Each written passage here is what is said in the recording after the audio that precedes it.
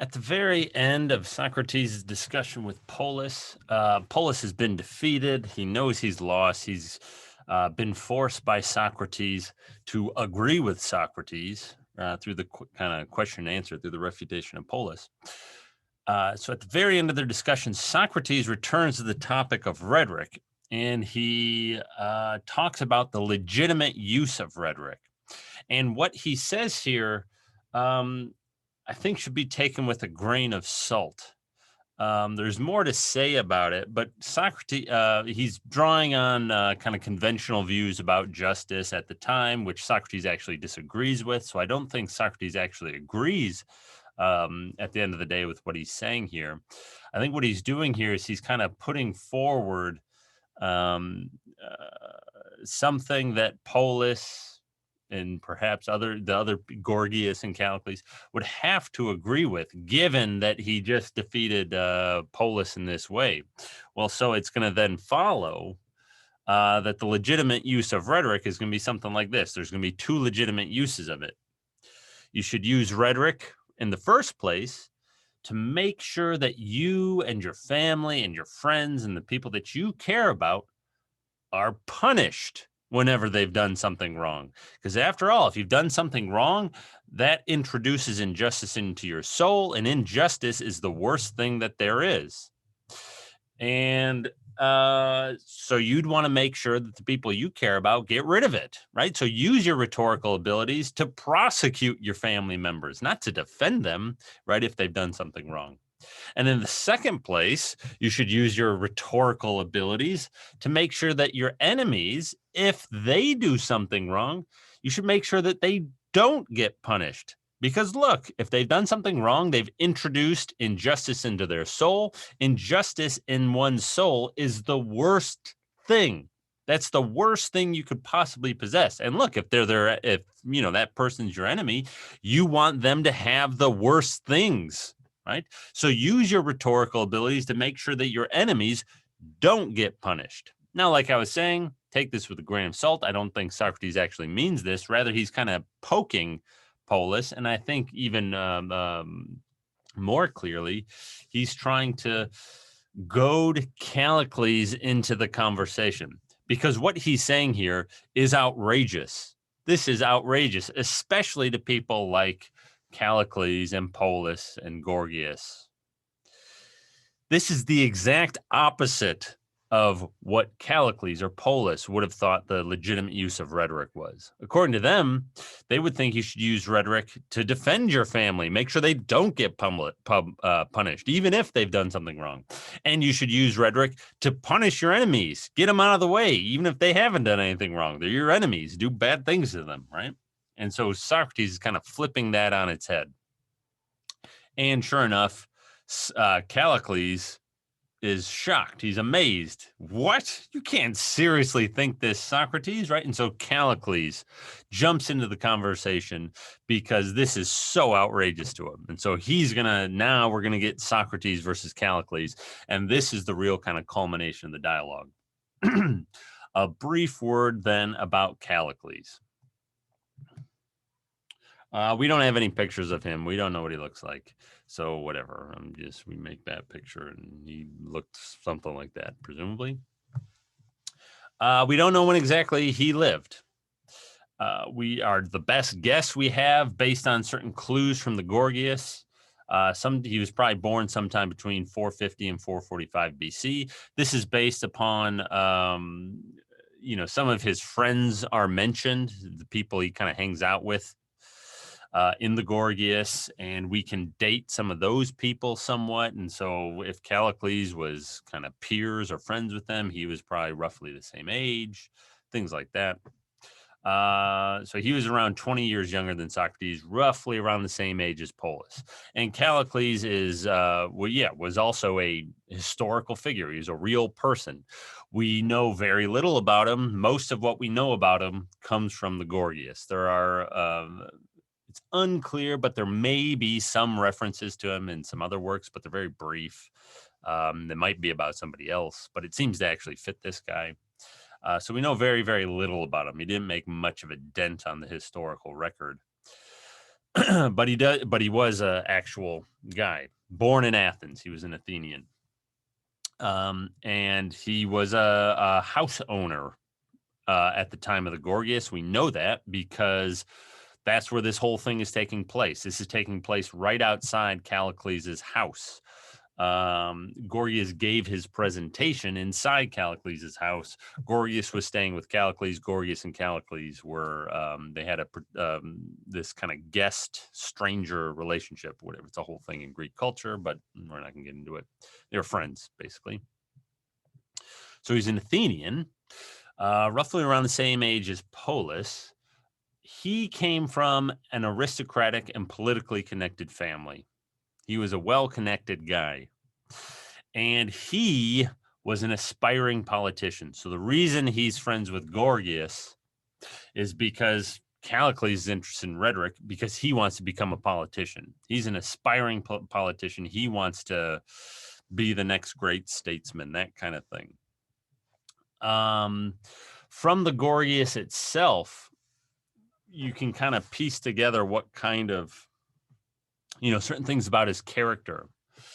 He's far more intelligent than Polus. Callicles is fairly intelligent, and Socrates actually points this out.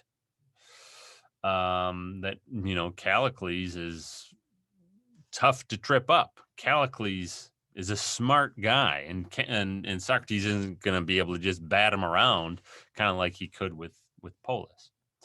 But also, and perhaps just as importantly, perhaps even more importantly, Callicles is frank or honest. And Socrates really hammers this point. This is important.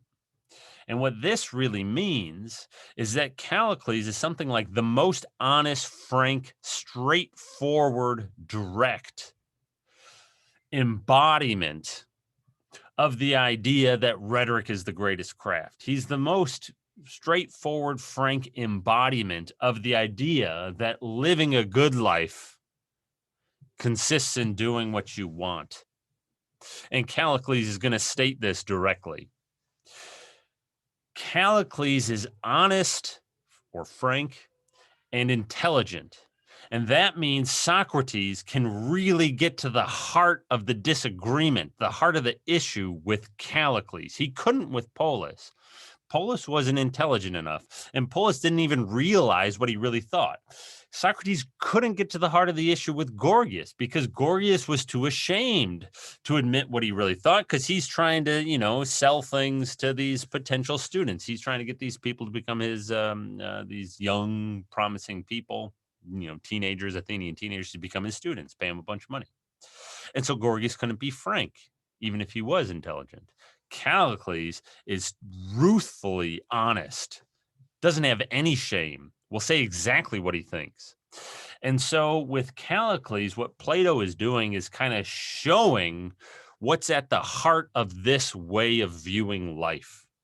And it's someone like Callicles, right? And so we're really going to get to the heart of the issue with Callicles. And that's why this is kind of the culmination of the dialogue. All right.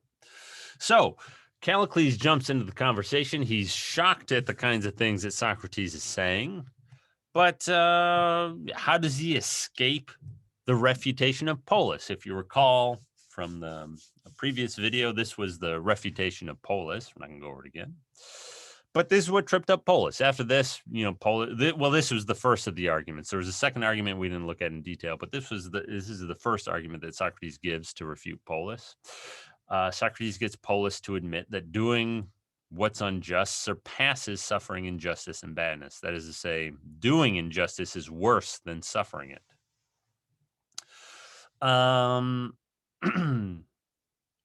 How is and so Callicles disagrees with that. Well, how does he escape this refutation? He rejects that first claim. Callicles says that's false. Doing what's unjust is not more shameful than suffering it. Or that's a little too quick. Callicles actually is fairly clever about it. He says, in a sense, that's false. Claim number one there is false. In a sense, it's true. But what matters is to be clear about what sense we're talking. There are two senses of justice and injustice. That's really what Callicles focuses on. But he would also say there are two senses of shamefulness and admirability, if you will. There's the natural sense of justice, the natural sense of shamefulness, and then there's the conventional sense of justice and the conventional sense of shamefulness. Claim one there is false if we're talking according to nature. By nature, doing what's unjust is not more shameful than suffering it. If we're talking about convention, according to convention, well, yeah, claim one is true. But what's most important is according to nature, according to Callicles. And so claim one is false. And what this does, so Callicles points something like this out. It's fairly sophisticated response, right? To say we need to draw a distinction between two different senses of these words and blah, blah, blah, blah, blah. And he uses this as an occasion to explicate his own theory of justice. And his own theory of justice, Callicles' own theory of justice, trades on this distinction between natural justice and conventional justice. And this is the first big chunk of Callicles' speech. So when Callicles enters the conversation, he puts forward a bunch of views. We're going to kind of group them into three groups here. He puts forward a theory of justice. That's what we're going to talk about right now. He puts forward a view of philosophy. We'll talk about that later. And he puts forward a view of what a good life is. And we'll talk about that later too. So let's look then at his theory of justice. So as I was saying, it draws on the distinction between natural and conventional justice.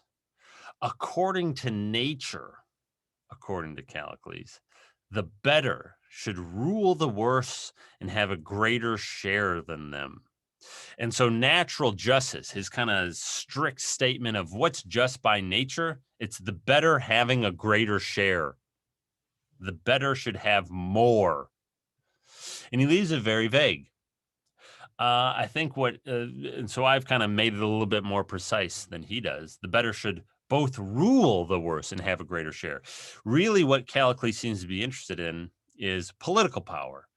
Better people should have more political power. Better people should have all the political power, right? That's kind of where he's going. That's just by nature, according to Callicles. Now, when Callicles puts this forward, Callicles has his long speech. I'm going to kind of jump ahead a little bit. And then Socrates starts asking a bunch of questions. And Socrates, in this kind of back and forth, he's kind of poking at Callicles. The better should have a greater share. Does that mean, with regard to shoes, who's better? Well, the cobbler, the shoemaker, they're better, right? They know how to make the shoes. Does that mean that shoemakers, Callicles, is this what you're saying, Callicles? Shoemakers should go around wearing, they should have a greater share. They should have more shoes. They should go around wearing lots of shoes than everybody else. Is that what you're saying? And then Callicles said, no, that's not what I'm saying at all. That's absurd. That's not what I'm saying, right? There's this big back and forth between Callicles and Socrates where Socrates is saying a bunch of stuff like that. What that whole conversation is getting at is who does Callicles mean by the better? And at the end of it, it's clarified that Callicles means those who are more intelligent and those who are braver, right? The braver people.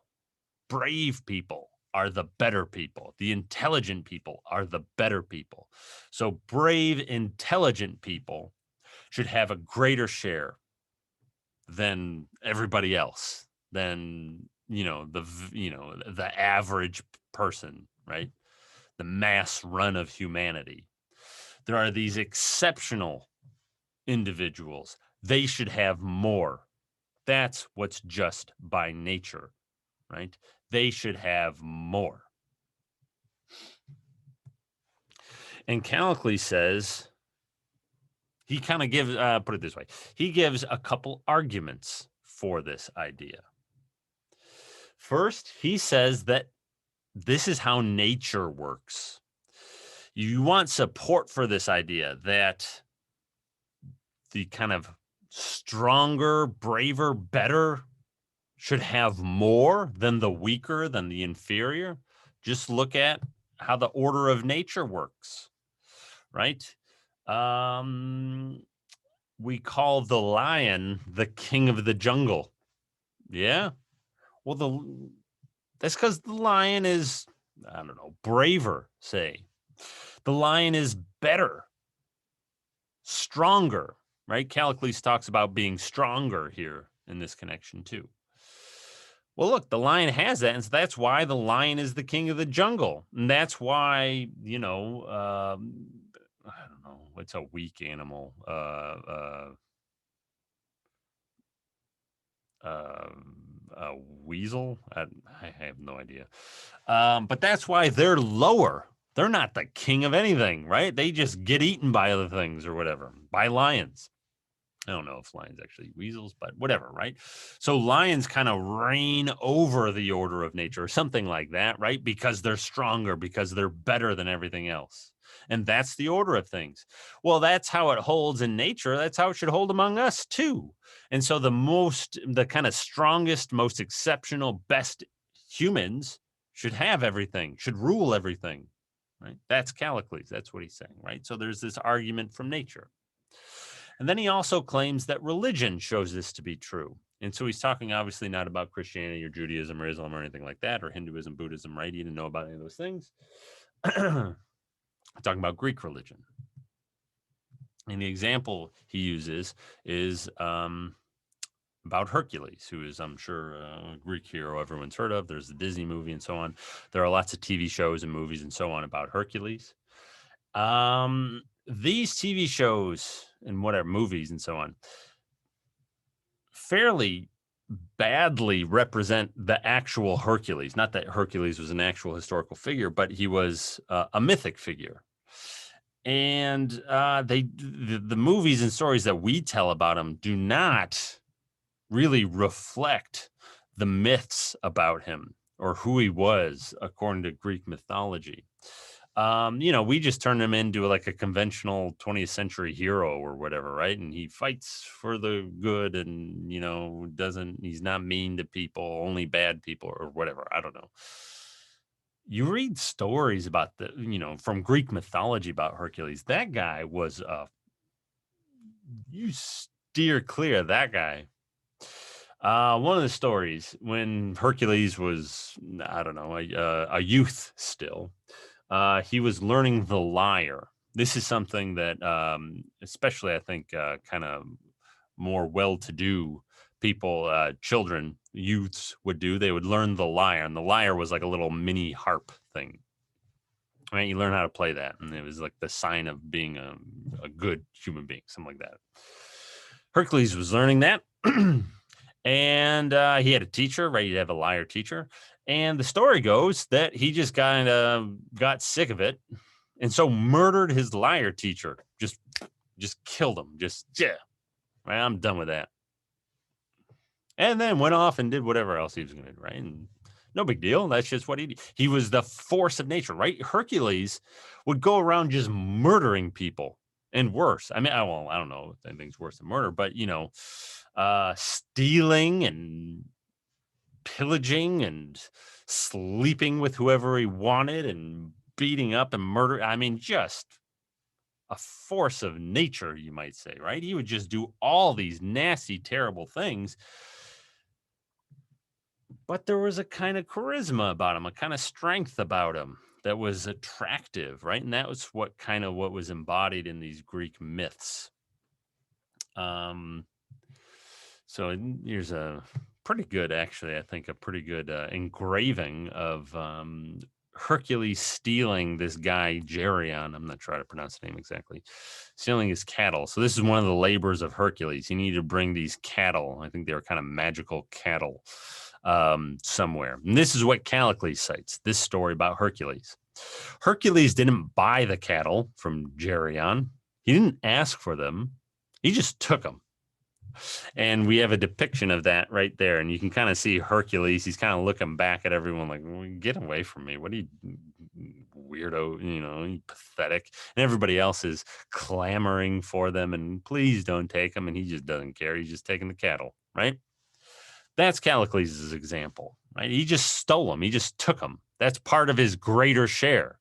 That's just by nature, according to Callicles. Yeah, Hercules can take your stuff. Hercules can beat you up. Hercules can murder you. Why? Because he's better than you.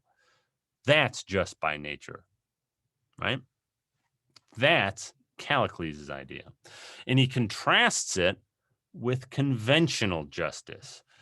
His way of describing conventional justice, all people should have equal shares. That's his idea. And in Callicles' view, conventional justice and natural justice are for the most part opposed. So what's just by nature is unjust according to convention. And what's just by convention is unjust by nature.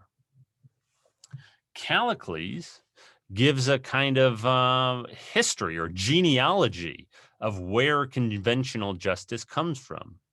In his view, it's instituted by the weak out of self-interest.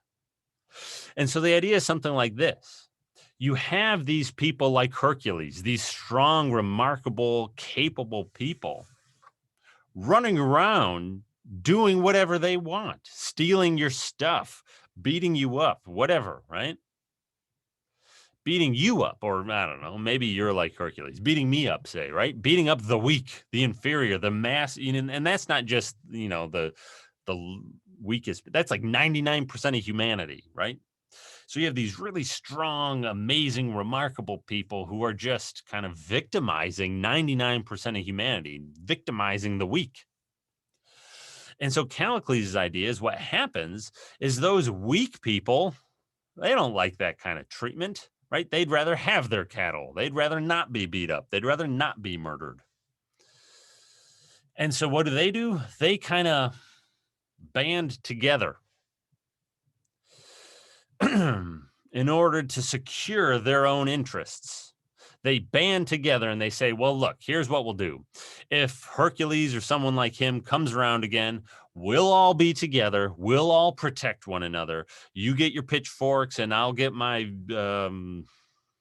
baseball bat, I don't know, and we'll fight him off, right?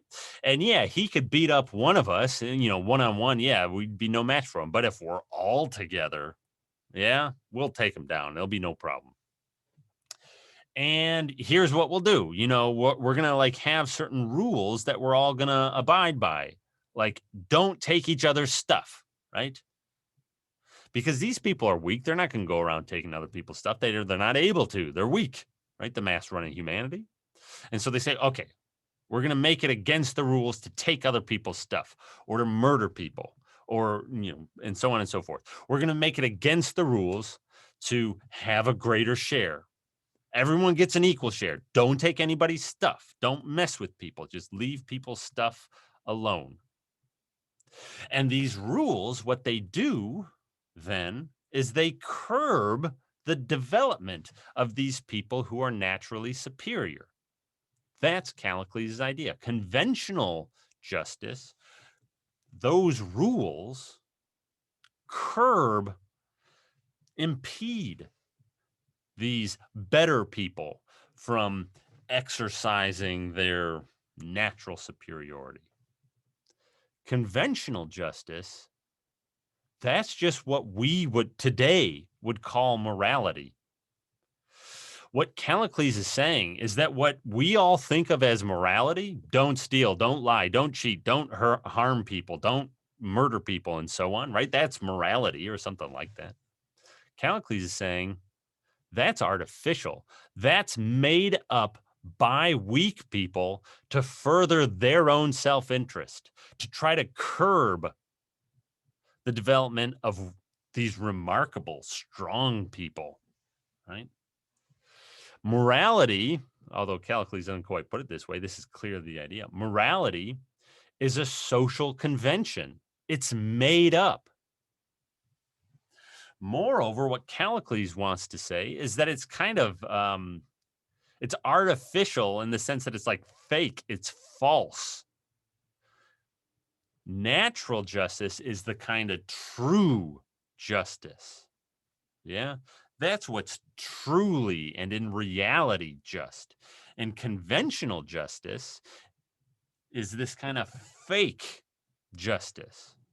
And so in Callicles' view, conventional justice is actually really damaging because it impedes true justice, right? So what we think of as morality is simply a social convention made up by weak people to further their own self-interest. And all those rules, don't murder, don't steal, don't lie, blah, blah, blah, blah, they just impede true justice from being served or whatever. They impede the better from having a greater share. And so what Callicles is doing here is he's putting forward a view of justice that is at odds with the view of justice, the view of morality that someone like Socrates would hold.